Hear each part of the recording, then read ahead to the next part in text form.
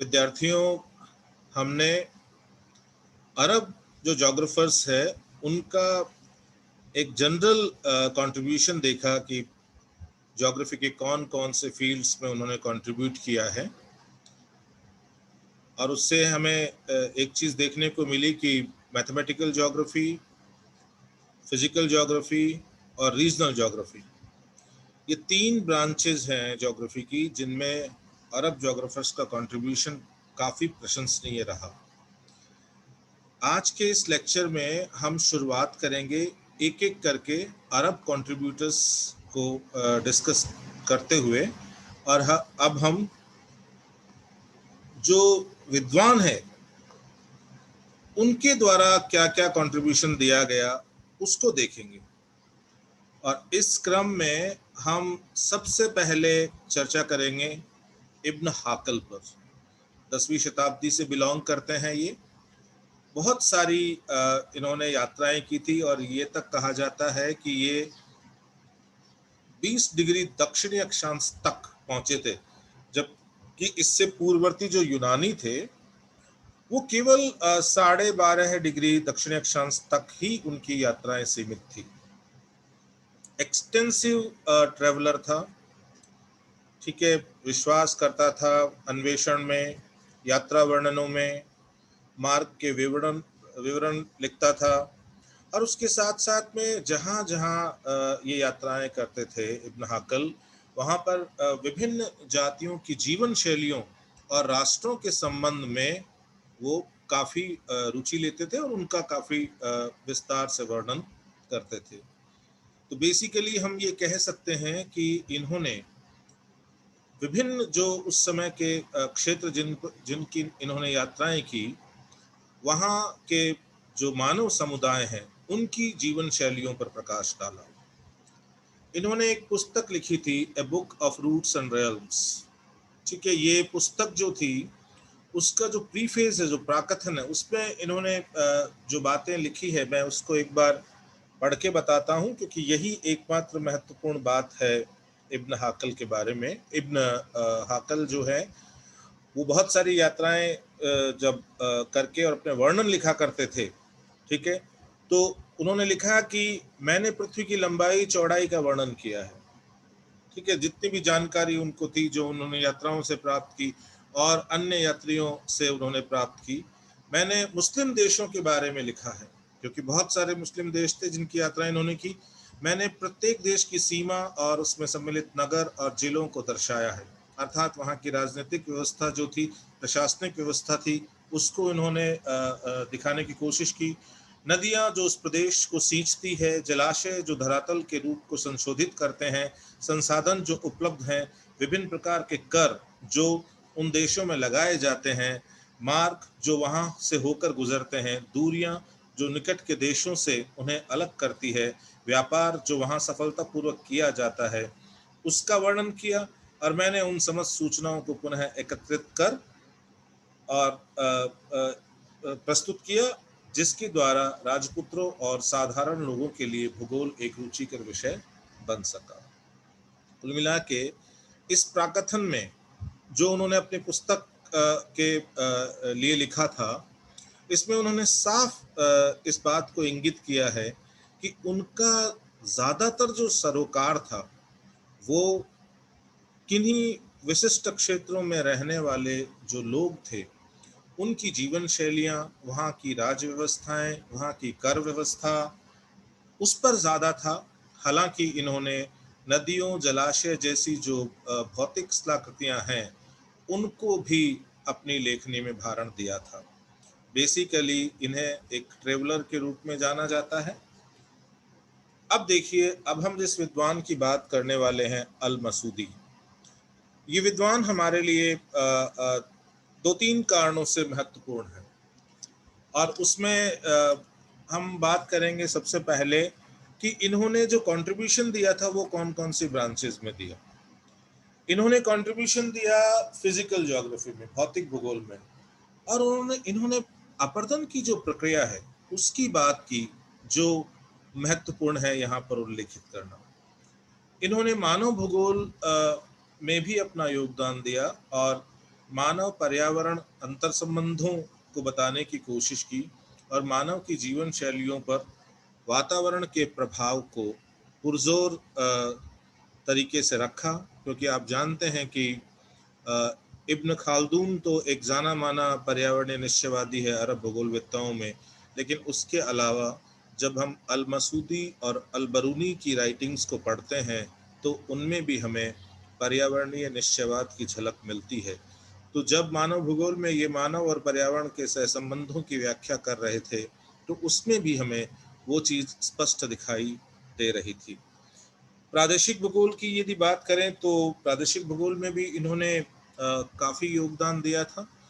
जो landmark contribution है उसको हम इस रूप में देखते हैं कि इन्होंने भाषा के आधार पर, लैंग्वेज के बेसिस पे 7 नेशनलिटीज की बात की थी, 7 राष्ट्रीयताएं जो है उनकी बात की थी। ये एक सामान्य परिचय है अल मसूदी का। अब हम विस्तार से अल मसूदी को करते हैं। जन्म इनका बगदाद में हुआ था 9वीं शताब्दी के अंत में, और मृत्यु इनकी मिस्र में हुई थी 956 में, 10वीं शताब्दी के लगभग मध्य में। अल मसूदी को एक भूगोलविद, इतिहासकार, विश्वयात्री और एक प्रबुद्ध लेखक के रूप में जाना जाता है। मतलब ये एक वर्सेटाइल पर्सनालिटी थे। भूगोल और इतिहास के अतिरिक्त अल मसूदी ने ब्रह्मांड की उत्पत्ति, जलवायु विज्ञान, समुद्र विज्ञान, स्थल रूपों का अध्ययन, खगोल विज्ञान, इस्लामिक विधि और अरब लोक साहित्य में भी योगदान दिया था। तो हम ये देखते हैं कि इनका जो योगदान है वो भूगोल की जो दोनों शाखाएं हैं, भौतिक भूगोल और मानव भूगोल, दोनों में देखने को मिलता है। एक तरफ ये ब्रह्मांड की उत्पत्ति, ओरिजिन ऑफ यूनिवर्स की भी बात कर रहे हैं, क्लाइमेटोलॉजी और ओशनोग्राफी में भी इनका कंट्रीब्यूशन है। ये लैंडफॉर्म्स की स्टडी में भी इंटरेस्ट रखते हैं। ये एस्ट्रोनॉमी के जो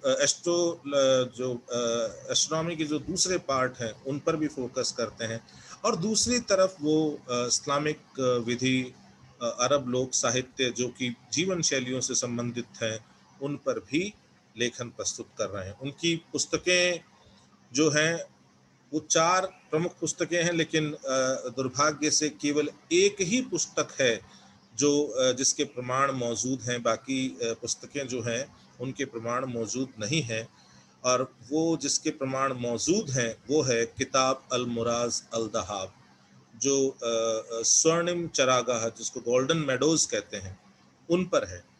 जो अन्य किताबें थी, किताब अल तनब अल इशरक, किताब अल अखबार अल जमा और किताब अल औसात, इनके हमें किसी तरह के कोई प्रमाण देखने को नहीं मिलते हैं। इन्होंने भी जो यूनानी परंपरा थी उसको अपनाते हुए इस बात को स्वीकार किया कि जो पृथ्वी है वो मंडलाकार आकृति की है, स्फेरिकल है ना। और जो नई चीज जोड़ी इन्होंने, वो ये जोड़ी कि जो समुद्र तल हमें सपाट दिखाई देते हैं, है ना, जो हमें सरल रेखीय दिखाई देते हैं, जो हमें स्ट्रेट दिखाई देते हैं, वो सरल रेखीय ना होकर वो कर्व्ड हैं, वो वक्रित हैं। महासागरों और महाद्वीपों की सीमाओं के निर्धारण का भी इन्होंने प्रयास किया, और यूनानी परंपराओं का अनुसरण करते हुए इन्होंने कहा कि इसका जो विस्तार है पश्चिम से पूरब, वो एटर्नल से लेकर और जापान द्वीपों के बीच में पाया जाता है। ये ठीक ऐसी ही बात जो है वो हमें पता है कि इससे पहले के जो विद्वान थे, यूनानी विद्वान थे, उन्होंने स्वीकारी थी। इसके बाद जब हम बात करते हैं अल मसूदी के योगदान की आगे, तो ये कहता है कि पृथ्वी के चारों ओर जो जल है, ठीक है, उसके बारे में ये कहता है कि चारों ओर घेरने वाला ये जो जल है ये महासागर, प्रधान महासागर है ना। सबसे जो जो जो जो प्राइमरी ओशनिक बॉडी है ये, ठीक है, सबसे महत्वपूर्ण ओशनिक बॉडी है, और अन्य सभी सागर इससे जल प्राप्त करते हैं। इसका मतलब ये हुआ कि ये जो बाकी सारे सागर हैं वो इसमें खुलते हैं, इससे वो जल की प्राप्ति करते हैं। पूर्व में चीन सागर से जुड़ा हुआ है, ऐसा इनका मानना था। बेसिकली एक ही चीज यहाँ पर नहीं आती है, और वो ये कहते हैं कि जो महाद्वीपों की पेरिफेरी के ऊपर, महाद्वीपों की परिधि भागों में हमें जो सागर दिखाई देते हैं, वो सारे जिस सागर में खुलते हैं वो एक महान सागर है जिसने पृथ्वी को चारों ओर से घेर रखा है। अरब सागर के संबंध में उसका विचार था कि ये विश्व का सबसे बड़ा सागर है, विश्व का सबसे बड़ा सागर है, ये उन्होंने अरब सागर के लिए कहा। हालांकि ये धारणा गलत धारणा है, लेकिन उन्होंने उस समय यही वर्णित किया कि अरब सागर जो है वो अल मसूदी की नज़र में विश्व का सबसे बड़ा सागर था। इसके अलावा उसने उन 7 समुद्रों की भी बात की जो अरब देशों और चीन के बीच में पाए जाते हैं, जिसके अंदर फारस की खाड़ी खाड़ी और बंगाल की खाड़ी ये सब शामिल हैं उसके अंदर। ठीक है, अब हम ब्रांच वाइज बात करते हैं कि भौतिक भूगोल के क्षेत्र की बात करें तो इन्होंने अपर्दन चक्र की भूमिका तथा भू आकृतियों के विकास में नदियों के समायोजन को महत्वपूर्ण बताया कि किस प्रकार किसी भी क्षेत्र में जो लैंडफॉर्म्स डेवलप होते हैं, रिवर एक्शन उसमें किस तरह से महत्वपूर्ण है, इसको इन्होंने प्रकाशित किया। क्योंकि ये बहुत महत्वपूर्ण है यहाँ पर ये जानना, क्योंकि थोड़ी बहुत बातें ये इस रिवर एक्शन की ये हमें यूनान और रोम से जो कंट्रीब्यूशन आए उनमें थोड़ी थोड़ी देखने को मिली थी, लेकिन उसको और आगे बढ़ाया और किस प्रकार से नदी कटाव करती है और किस प्रकार से नदी स्थलाकृतियों का निर्माण करती है, इस चीज़ को इन्होंने फोकस किया था। फिर उन्होंने ये भी बताया कि जो बहुत सारे समुद्रों की यात्रा करने के बाद कि समुद्री यात्राओं में हमें किस किस प्रकार की कठिनाइयों का सामना करना पड़ता है, और उसने ये भी वर्णित किया कि हिंद महासागर में पाए जाने वाला जो लवण है वो स्थानीय भाग से ही पहुंचता है।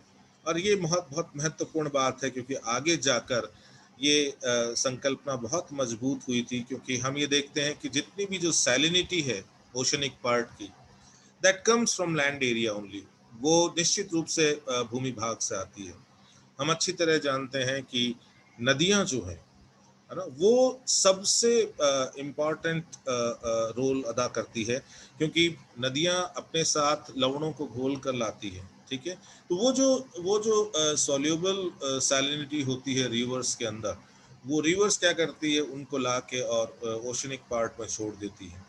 बाद में जब इवेपोरेशन होता है तो वो जो जो जो जो जो सलाइन पार्ट है वो इवेपोरेट नहीं होता, और केवल शुद्ध जल ही वाष्पीकृत होता है, उसी का इवेपोरेशन होता है, जो वापस जाकर कुछ भाग उसका सागरों के ऊपर बरस जाता है और कुछ भाग उसका लैंड एरियाज के ऊपर प्रेसिपिटेट होता है।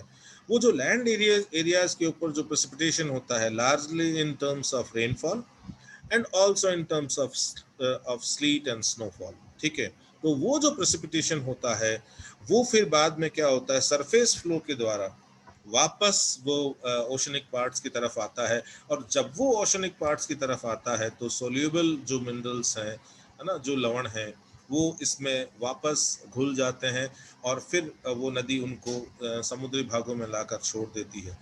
करोड़ों वर्षों तक जब ये प्रोसेस चलता रहा, तो उसी से आज जो हम सैलिनिटी देख रहे हैं ओशनिक पार्ट की, जो ऑन एंड एवरेज 35/1000 है, वो सैलिनिटी जो है वो बेसिकली इसी प्रोसेस से बनी है। तो ये बहुत महत्वपूर्ण बात है जो वो कह रहे हैं कि इंडियन ओशन के अंदर जो सैलिनिटी है वो वहाँ के जो लोकल एरियाज हैं वहाँ से आई है। तो ये एक अच्छी इस दिशा में शुरुआत हुई।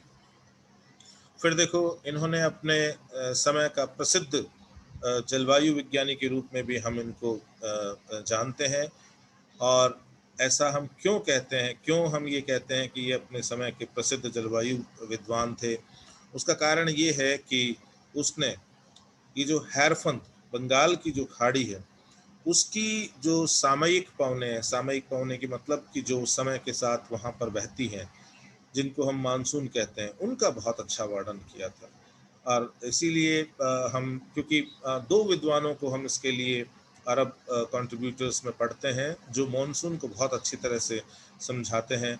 उनमें एक नो डाउट अल बरूनी है, और दूसरा विद्वान जो मॉनसून की मैकेनिज्म को समझाने की कोशिश करता है वो अल मसूदी है।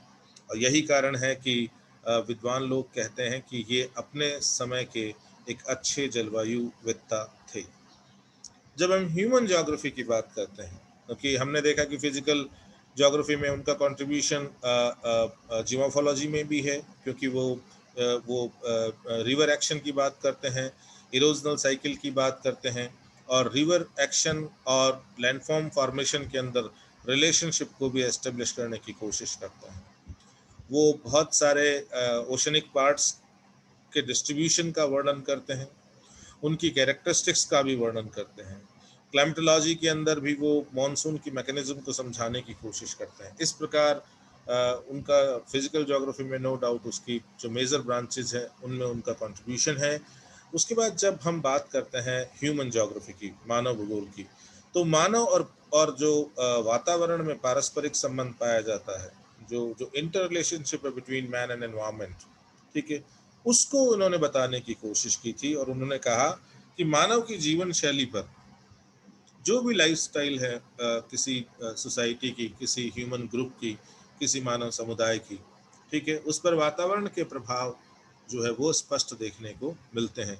और इसके लिए उन्होंने कहा कि पृथ्वी की शक्तियों का प्रभाव, पृथ्वी की शक्तियों का प्रभाव का मतलब हुआ वातावरण का प्रभाव, ठीक है, मानव जीवन पर 3 भिन्न प्रकार के कारणों से पड़ता है। तो there are 3 different factors which are related to environment, they are influencing the human lifestyle। तो वो ये कहते हैं अल्टीमेटली जो यहाँ से जो बात निकल कर सामने आती है वो ये आती है कि वातावरण जो है वो मनुष्य के क्रियाकलाप या मनुष्य की जीवन शैली जो है उसको निर्धारित करता है, ठीक है, उस पर उसकी अमिट छाप है, उसका प्रभाव है। और वो जो 3 प्रकार के जो कारणों की व्याख्या करते हैं उसमें वो कहते हैं कि इसके पीछे उत्तरदायी 3 जो प्रमुख कारक हैं वो है जल, प्राकृतिक वनस्पति और धरातल। ये 3 पृथ्वी की शक्तियों के अंदर ऐसी चीज़ें हैं जो मानव की जीवन शैली पर सबसे ज़्यादा प्रभाव डालती है।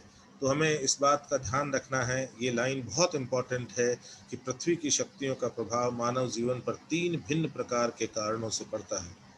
और ये भी पूछा जा सकता है कि ये कारण कौन कौन से हैं। तो ये कारण 3 हैं, जल, प्राकृतिक वनस्पति और धरातल, water, natural vegetation and landforms. ये जो 3 कारण हैं, ये जो पृथ्वी की शक्तियों के ये 3 अंग हैं, ये बहुत हद तक मानव की जीवन शैली को प्रभावित करते हैं। और उन्होंने यहाँ तक भी कहा था कि हम जहाँ पर ये देखते हैं कि जहाँ पानी का अभाव है ना, जहाँ पर पानी कम है, वहाँ पर मनुष्य के व्यवहार में कठोरता देखने को मिलती है। और यदि प्रदेश में वनस्पति सघन पाई जाती है, अर्थात यदि किसी प्रदेश में पानी की मात्रा प्रचुर है, तो फिर वहाँ के लोग जो हैं वो हंसमुख होते हैं, ठीक है। तो कुल मिला के यहाँ वो ये बताने की कोशिश कर रहे हैं कि मनुष्य का स्वभाव जो है वो वातावरण से निर्धारित होता है।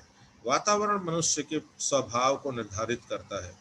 तो इवन एक तरफ तो वो ये कह रहे हैं कि जल, प्राकृतिक वनस्पति और लैंड और जो स्थल स्वरूप है, ठीक है, water, natural vegetation and landforms, वो मनुष्य की जीवन शैली को प्रभाव करते हैं।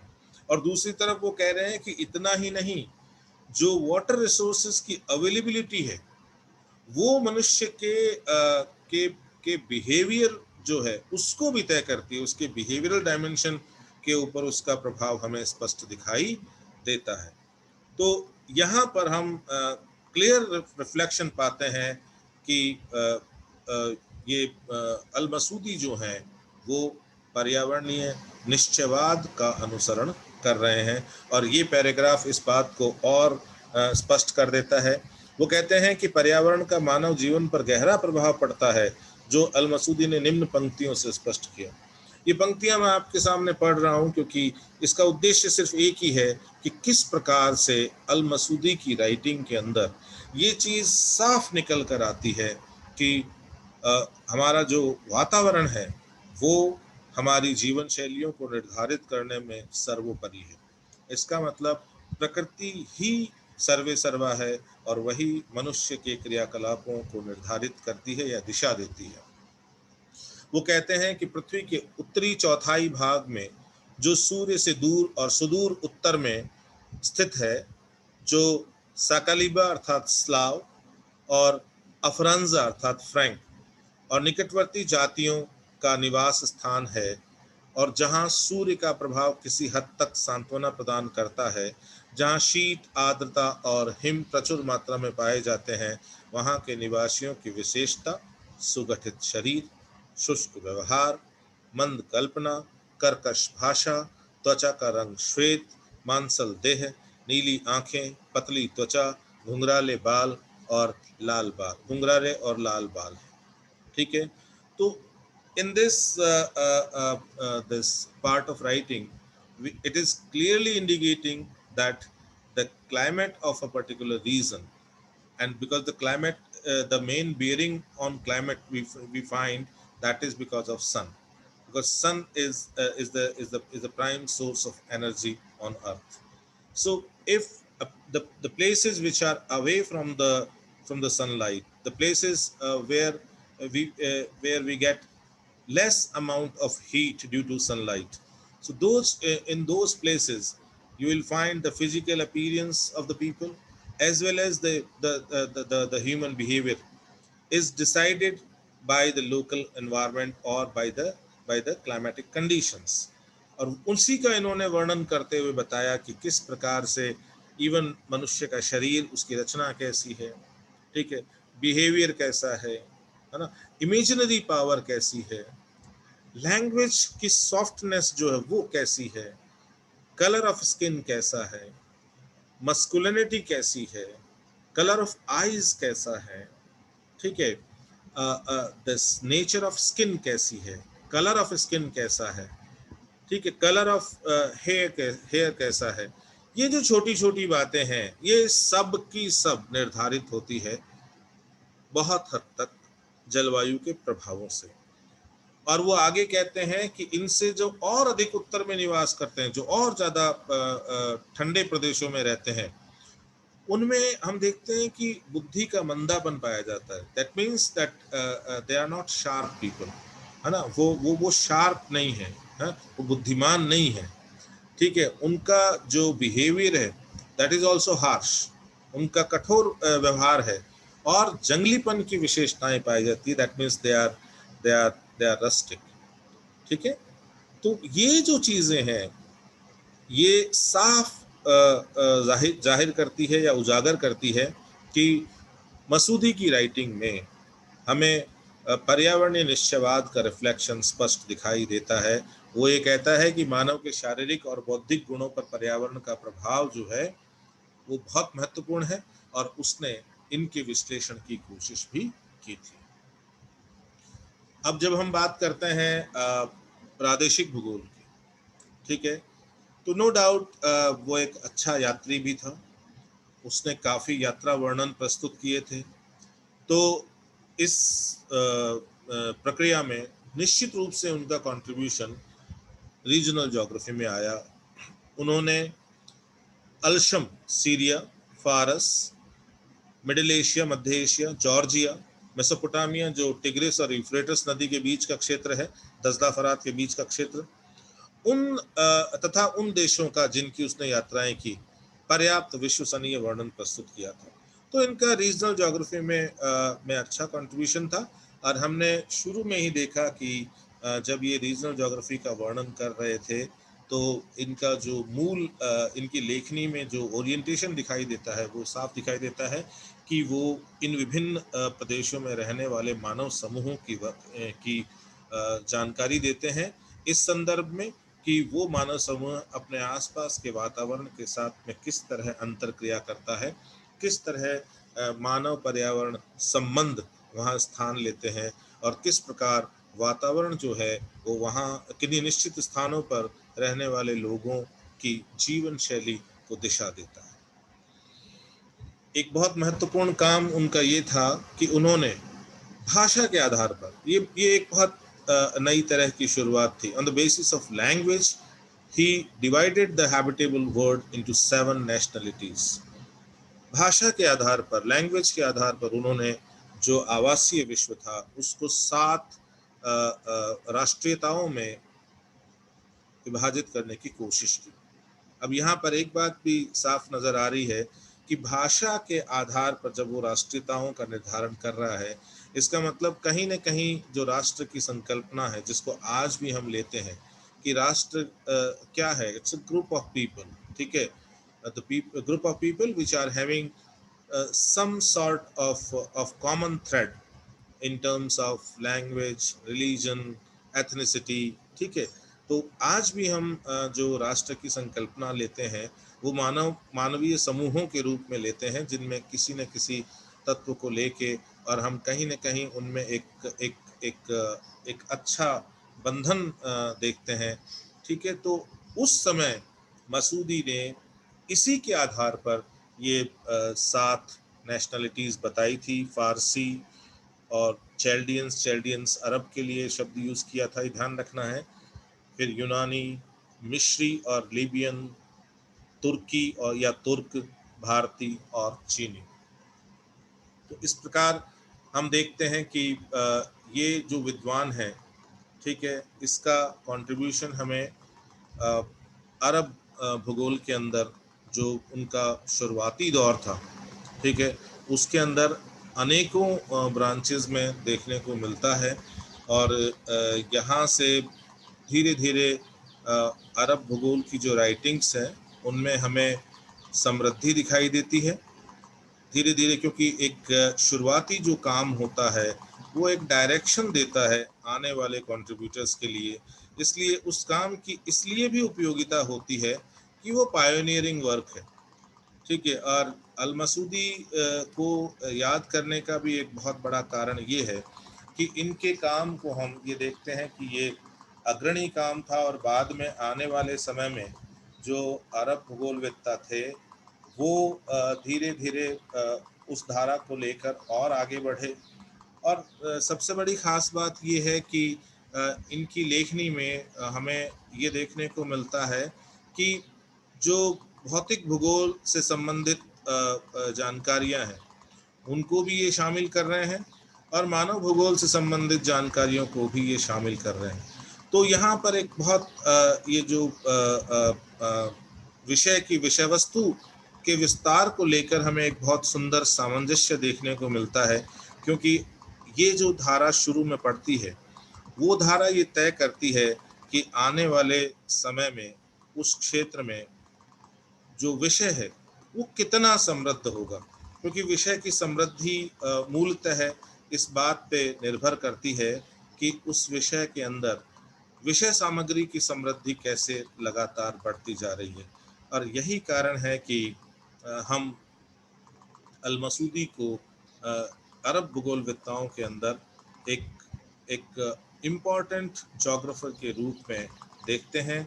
और हम ये देखते हैं कि इन्होंने जो शुरुआत की थी वो शुरुआत कई मायनों पे आगे जाके एक दिशा के रूप में देखी गई। और हमने ये देखा कि इन्होंने जैसे बात की थी फिजिकल ज्योग्राफी के विभिन्न आयामों की, जैसे अपर्दन की बात की इन्होंने, आगे जाके लोगों ने अरब भूगोलवेत्ताओं ने ही इस पर और काम दिया, प्रस्तुत किया था।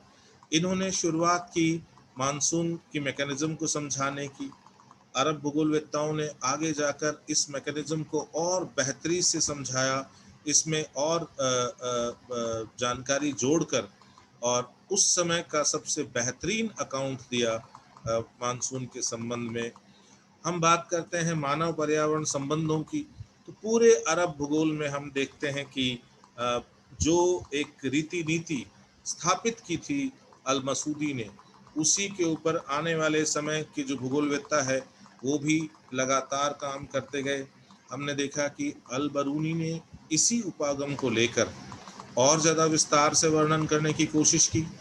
और हम ये देखते हैं कि जो खाल्दून है, जिनको हम ये कहते हैं कि भाई वो अरब ज्योग्राफी के सबसे प्रबल पर्यावरणीय निश्चयवादी थे, तो कहीं ना कहीं ये इनकी राइटिंग्स का प्रभाव ये हुआ कि अरब जगत में पर्यावरणीय निश्चयवाद की परंपरा है वो लगातार गहरी होती गई।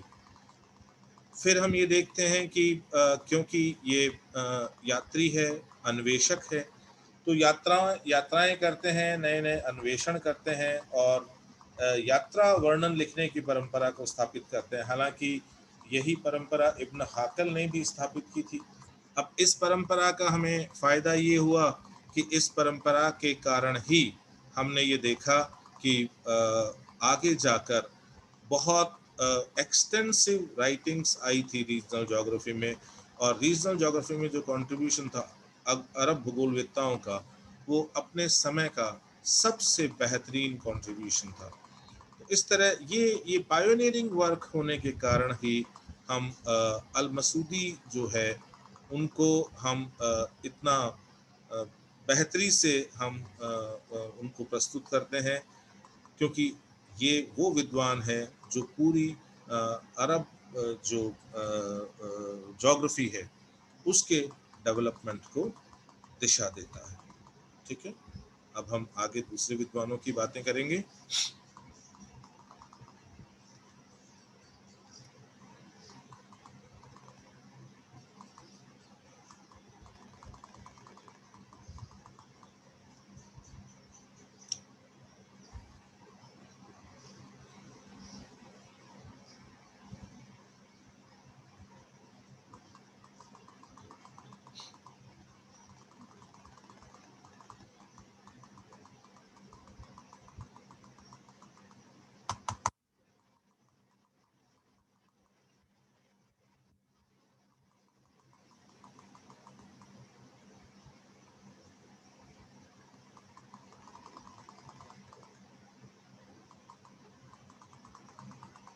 ये स्लाइड कहीं पे हैंग हुई है, मैं कोशिश कर रहा हूँ इसको सही करने की।